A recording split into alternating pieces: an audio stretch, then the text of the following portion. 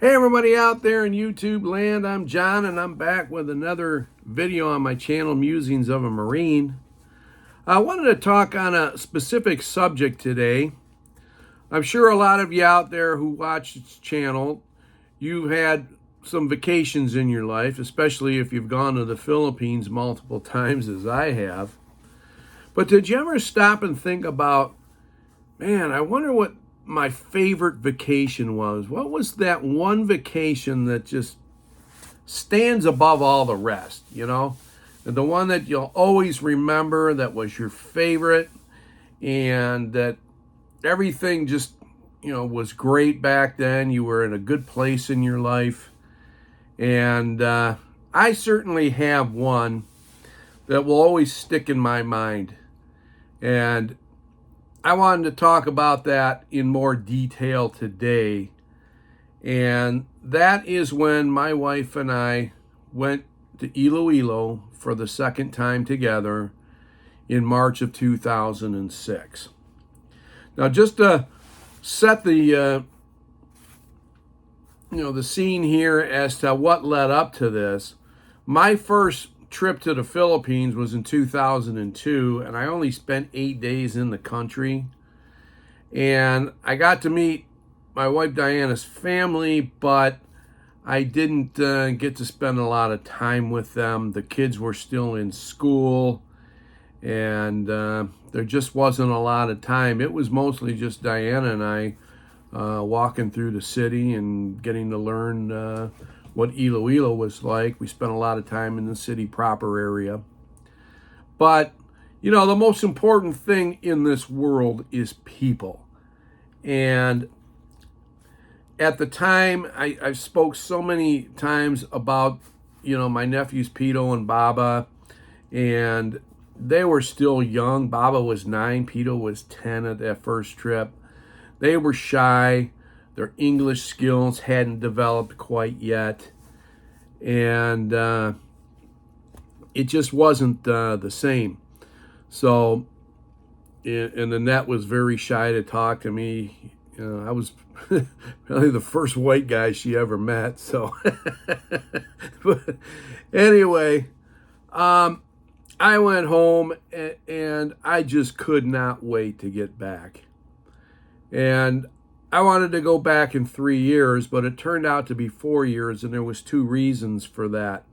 Number one, I had gotten to know my brother-in-law Ali, and him and I had become friends. And lo and behold, he had reconnected with a high school friend of his, and things got serious. And so in March of 2006, they set a wedding date. And of course, we had to be over there for that. I even did one of the readings in the wedding mass. So we wanted to be there for that. And Annette was graduating high school that year too. So I just couldn't wait. Months leading up to it, that's all I could talk about was, going to the Philippines. And it was going to be a 3-week vacation. And ultimately, we spent about 19 days in the country. You always lose 2 days because of travel time. And the vacation got off to a bad start because when we got to Manila, our luggage was still in Tokyo. Japanese Airlines did not transfer it, or I should say, the airlines that we took to Tokyo, which was all through United Airlines, they were the sponsoring airline. Somehow or another, our luggage didn't get put on the Japanese Airlines plane that flew us to Tokyo, and neither did a lot of other people. So we flew there on this big 747, and we're waiting at the luggage carousel, and hardly any luggage came off that plane. So it turned out all right, though, because they did fly our luggage to Manila and all the way to Iloilo for free, and we were able to collect it the next day. And I remember having to to wear a pair of short pants that Ali gave me to wear because I didn't have any clean clothes to wear, though I did have a couple of t-shirts that we had sent over there already. But what made this so special, not only the wedding and Annette graduating high school, but we had our house built over there the year prior to that. So we had never even seen that in person either. So, I mean, you can't think of possibly when you go on vacation how many cool things were going to happen. And that's why I was so excited about it. But not only those things, but the chance to get to know my wife's family a little bit better. And boy, did I ever. And particularly with Pito and Baba, my nephews, who were now teenagers and now spoke fluent English. And I had a lot of fun with them. So we get into Lucky Homes subdivision and we pass the in-laws' house and we make that familiar turn around the bend to where our property was, and lo and behold, there was our house. And it was set up to my specifications. We had a flushable toilet with a seat on it, and it was elevated about 6 feet from the ground. So in case of flooding, it would not get so flooded, which paid off 2 years later when there was a huge flood there. And we had the TV set up. Everything just fell into place. And I couldn't have been happier. And I took a video of the house and what it looked like. Greeting us at the airport was my mother-in-law, Ali, his bride-to-be, Vel, and Baba was there. And I didn't even recognize him. He had grown so much. He comes up to me and says, "Hi, Tito John," and gives me a peck on the cheek. I'm like, holy cow, this kid's 13 years old. He already had bigger feet than I do. And I barely recognized him. And so that first day that we were there, after I tried out the karaoke machine that we had and it impressed Vel with my singing skills, they actually wanted me to sing during their wedding reception too, because I knew some Filipino songs, but I couldn't do it. I was so emotional during their wedding, I just couldn't do it. So unfortunately for them, I passed. Some other people sang, but I would have probably broke down. I'll be honest with you, because I was so happy, during their wedding, and the whole thing was just wonderful. So when we got there, the wedding wasn't immediate. We were kind of leading up to that point. It's probably about, I don't know, maybe 5 days away. But that first day we were there, I went to the old house and sat in the yard with Baba and really started to get to know my nephew. And I speak of him all the time. And it was just really a good introduction of him and I getting to know each other. And then throughout the vacation, I got to know Pito more as well. And sometimes I would talk to Pito like he was an adult. He was so mature, even at 14 years of age. And, I may have talked to him about things that maybe I shouldn't talk to a 14-year-old about. But he was never your typical kid. And he has grown up to be such a wonderful adult, a nurse in England with a pretty wife, and now an infant son, and living over there in southwest London. And who would have thought all of that, So we get there, and we do have a couple of things we still have to address. Our house isn't really furnished fully. We got the bed in both the bedrooms, and most of the stuff we needed in the bathroom, but we really didn't have any furniture. We had an old nasty table in the kitchen, which was just unacceptable, and plastic chairs. And no, that's not how we were going to live over there. So, and we didn't have a refrigerator yet either. So we had to borrow my father-in-law's refrigerator. He had a little sari store in the front of our yard, and we were using his refrigerator for our stuff. But within a matter of days, we had furniture on order for the living room, a refrigerator, and that came shortly thereafter. And eventually we got a nice marble kitchen table with wooden chairs and set up really, really nice. And all that stuff, this is back in 2006, almost 20 years ago, and all that stuff is still there and still intact.